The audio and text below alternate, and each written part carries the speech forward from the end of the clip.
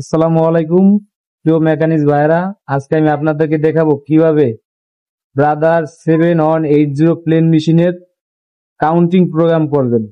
তো চলুন দেখে আসি কিভাবে কাউন্টিং প্রোগ্রাম করতে হয়।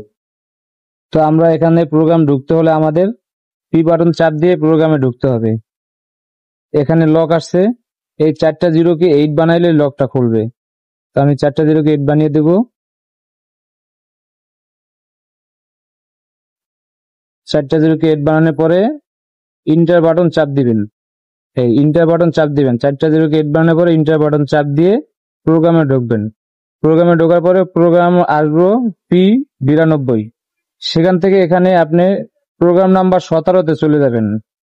আমি এখানে মাইনাস বাটন চেপে এটাকে 1 বানাইলাম আর 2 এর 7 বানালাম।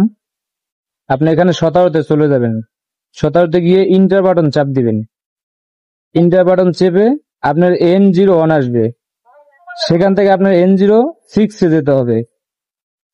N06 এখানে গিয়ে ইন্টার বাটন চাপ দিবেন।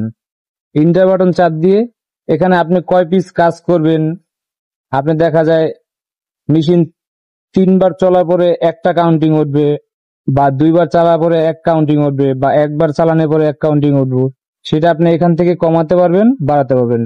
ধরুন আমার 2টা কাজ করার পরে একটা কাউন্টিং উঠবে, সেটা করতে হলে আমাকে এখানে 2 বানাইতে হবে। এই 2 বানিয়ে আমার আবার ইন্টার বাটন চাপ দিতে হবে।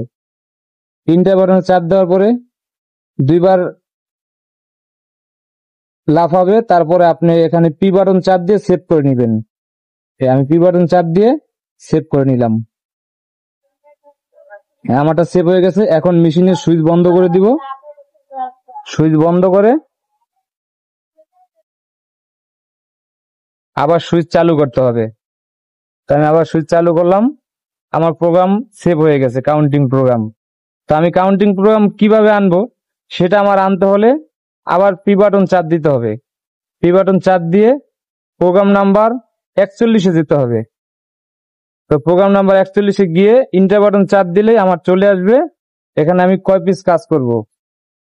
ধরেন আমি 2 পিসের জন্য দিছি, আমি এই 1 পিস করলাম আর এই 1 পিস, এই 2 পিস করার পরে আমার একটা কাউন্টিং উঠবে। তো সকলকে ধন্যবাদ, সবার জন্য শুভকামনা রইল। আল্লাহ হাফেজ।